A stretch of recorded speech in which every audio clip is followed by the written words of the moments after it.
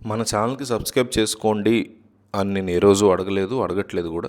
కేవలం భారత్ మాతాకి జై అని ఒక కామెంట్ వేసి వెళ్ళండి, వీడియో చూడడం కంటిన్యూ చేయండి. అది నాకు కొండంత బలాన్ని ఇస్తుంది, నాకు నా టీంకి. దయచేసి ఒక్క కామెంట్, 1000 కామెంట్ల టార్గెట్, భారత్ మాతాకి జై అంతే. ఇండియా చైనా మధ్య షాక్స్గామ్ వ్యాలీ వద్ద ఒక రీసెంట్గా స్టాండ్ ఆఫ్ గురించి మనం విన్నాం. ఇది 1000 కిలోమీటర్ల ఆక్యుపేషన్ అని చెప్పి మాట్లాడుతున్నారు. కానీ ఇక్కడ మీరు గమనిస్తే మోడీ ఆడుతున్నటువంటి మైండ్ గేమ్, తన వార్ రూమ్లో ఆయన ఆడుతున్నటువంటి చెస్ ఆట అంటున్నారు ఆయన సపోర్ట్ చేసేవాళ్ళు. ఇది ఏ స్థాయిలో ఉందంటే షాకింగ్ అంటున్నారు. మనం ఉంటున్నటువంటి యుగం చూస్తే ఒకవైపు పుతిన్ అలాంటి ఒక నాయకుడిని ఇన్ని దేశాలని సింగిల్ హ్యాండెడ్గా ఎదిరించడం చాలా గొప్ప విషయం ఇది. ఇంకో పక్క డొనాల్డ్ ట్రంప్ ఎన్ని రకాలుగా, అంటే అమెరికా ఒక సూపర్ పవర్ అని చెప్పడానికి ఇతను ఆడుతున్నటువంటి నాటకాలు ఇవన్నీ చూస్తున్నాం. ఇంకోవైపు తాను తవ్వుకున్నటువంటి సొంత గోతిలో జీ జింగ్పింగ్ చిక్కుకుపోవడం. ఇంకోవైపు మోడీ అబ్జల్యూట్గా, అంటే బుద్ధాస్ సైలెన్స్ అని పిలవాలేమో దీన్ని, అబ్జల్యూట్ సైలెంట్లో ఉన్నాడు ఆయన. మోడీ తన గదిలోంచి ఏం చేయాలో ఏం చేస్తున్నారు మోడీ అంటున్నారు. ఇక్కడ ఎటువంటి హడావుడి లేదు, అరుపులు లేదు, గావు కేకలు లేవు, ఏమీ లేవు. కానీ దేశం ప్రమాదంలో పడింది అంటే మీ అత్యుత్తమైనటువంటి అస్త్రాలను వాడతారు ఎవరైనా. అలాంటి ఒక అస్త్రము అజిత్ దోవెల్. ఇప్పుడు అజిత్ దోవెల్ చైనా వెళ్తున్నారు, ఆల్రెడీ రీచ్ అయ్యారు. ఇదే మైండ్ గేమ్ అంటున్నాను నేను, హయ్యెస్ట్ లెవెల్లో మైండ్ గేమ్. అమెరికా యొక్క అస్త్రము సెర్బియో గోర్, ఈయన భారత్ యొక్క రాయబారి. ఖచ్చితంగా ఈయన ప్యాక్స్ సిలికాలో భారత్ కంపల్సరీ ఉండాలి అంటున్నాడు. సెమీ కండక్టర్స్, చిప్పులు, వీటి గురించి మాట్లాడితే సిలికాన్ వ్యాలీ యొక్క ఫ్యూచర్ ఎవరంటే భారత్. అలాంటిది మనము లేని ఒక గ్రూప్ని వీరు తయారు చేశారు. చాలామంది అన్నారు భారత్ని వీళ్ళు పెట్టలేదు, అసలు మనం తీసేశారు, ఎంత దారుణం అని అన్నారు చాలామంది. కానీ చాలాసార్లు చెప్పాం మనం, ప్యాసివ్ సిలికా అన్నప్పుడు ఇండియా లేనటువంటి గ్రూప్ ముందుకు వెళ్ళదని మనం కూడా చెప్పాం వీడియోలో. ఈ గ్రూప్ని మనం చూస్తే జపాన్ ఉంటుంది, సౌత్ కొరియా ఉంటుంది, ఆస్ట్రేలియా, ఇలాంటి దేశాలు ఉంటాయి. అంటే యాంటీ చైనా క్యాంపెయిన్ చేసే దేశాలు ఇంక్లూడింగ్ అమెరికా. ఇలాంటి ఒక గ్రూప్ను వీళ్ళు తయారు చేసి ఇందులో ఫస్ట్ భారత్ను పెట్టలేదు.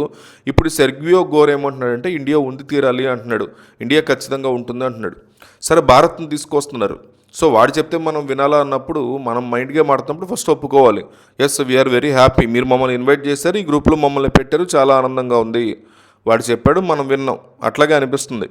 కానీ మోడీ యొక్క గేమ్ ఇక్కడ చూస్తే, ఓకే ట్యాక్స్ సిలికాలో మమ్మల్ని పెట్టారు కదా, నేనేం చేస్తాను అంటే అజిత్ దోవెల్ గారు మీరు ఒకసారి చైనా వెళ్ళండి. ఈ గ్రూప్ ఏంటి, యాంటీ చైనా గ్రూప్. ఈ యాంటీ చైనా గ్రూప్లో ఉండి మీ యొక్క అతి ముఖ్యమైనటువంటి నాయకుడిని చైనా పంపిస్తున్నారు. అజిత్ దోవెల్ మీరు గమనిస్తే రష్యా వెళ్తారు, పుతిన్ని కలుస్తారు, తర్వాత ఇప్పుడు చైనా వెళ్తారు. అక్కడ ఏం చేయాలో ఆయన తర్వాత ప్రపంచానికి తెలుస్తాయి. ఇవాళ సిచ్యువేషన్ చూస్తే జైశంకర్ కానీ అజిత్ దోవెల్ కానీ వీళ్ళ ముందు నిలబడి మాట్లాడగల నాయకులు ఎవరెవరు ఉన్నారు వేళ్ల మీద లెక్క పెట్టచ్చు. వీళ్ళ ముందు నిలబడి మాట్లాడడం అనేది అంత ఈజీ కాదు. వీళ్ళు భారతీయులు మన నాయకులని కాదు, ప్రపంచం మీద వీళ్ళు జియో పాలిటిక్స్ మీద వీళ్ళకు ఉన్నటువంటి పట్టు, నాలెడ్జ్, అనుభవం వేరెవరికి కూడా లేదు.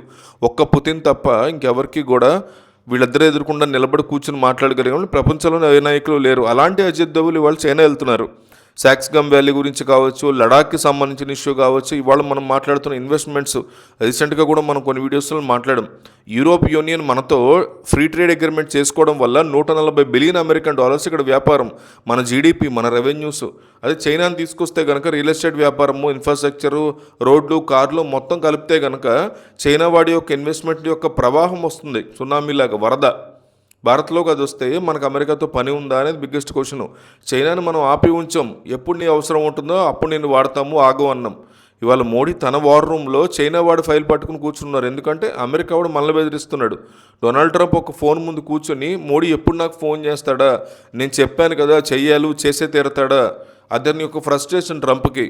అన్నీ అయిపోయి ఒక ఫోన్ కాల్ కనుక చేయకపోతే నీకేంటి బాధ అనేది అడుగుతున్నారు ట్రంప్ని అందరూ. చెయ్యాలనుకుంటున్నాడు వాడు, కానీ చెయ్యట్లేదు. మనం highest point of ego game ఇది. నువ్వా నేనా అన్నప్పుడు ఏ లెవెల్లో ఛాలెంజెస్ ఉంటాయి, ఎత్తుకు పై ఎత్తు ఉంటుందని గమనిస్తే మోడీ ఇవాళ వరకు డొనాల్డ్ ట్రంప్కి కాల్ చేసి డొనాల్డ్ ట్రంప్ ఎలా ఉన్నామో అని అడిగిన పరిస్థితే లేదు. ఒప్పందాలు చేయకు చూద్దాం అనే ఛాలెంజ్. కానీ ఒక ప్యానిక్ సిచ్యువేషన్ క్రియేట్ చేసాం. అజిత్ దోవెల్ చైనా వెళ్తున్నారని వాత అమెరికా ఏం చేసింది, సెర్బియో గోర్తో పాటు వెంటనే ఒక టీంని పంపించింది. ఒక ట్రేడ్ టీం వచ్చి మళ్ళీ నెగోసియేషన్స్ స్టార్ట్ అయినాయి. నెగోసియేషన్స్ కంప్లీట్ అయిపోయాయి. మా రైతులు, మా వ్యవసాయము, మా డైరీ ఫార్మర్స్ వీళ్ళ విషయంలోకి మీరు రాకపోతే డీల్ ఈజ్ ఫైనల్, సంతకాలు పెట్టుకుందాం. లేదు లేదు ఇందులో కూడా ఇంకేదైనా ఉంది అంటే జిఎంఓ అనేది మా దేశంలో అక్కర్లేదు ఆల్రెడీ చెప్పాం. ఇంకో పక్క చైనాతో అజిత్ దోవెల్ని పంపించి ఈ రకమైనటువంటి biggest war room game chess plan ఇస్తున్నారు నరేంద్ర మోడీ అంటూ ఆయన సపోర్టర్స్ చాలా స్ట్రాంగ్గా చెప్తున్నారు. మీకు ఈ అంశం మీద ఏమనిపించింది ఏంటనేది కామెంట్ చేస్తూనే ఖచ్చితంగా భారత్ మాతాకి జై ఒక్క కామెంట్ని దయచేసి కింద రాయండి.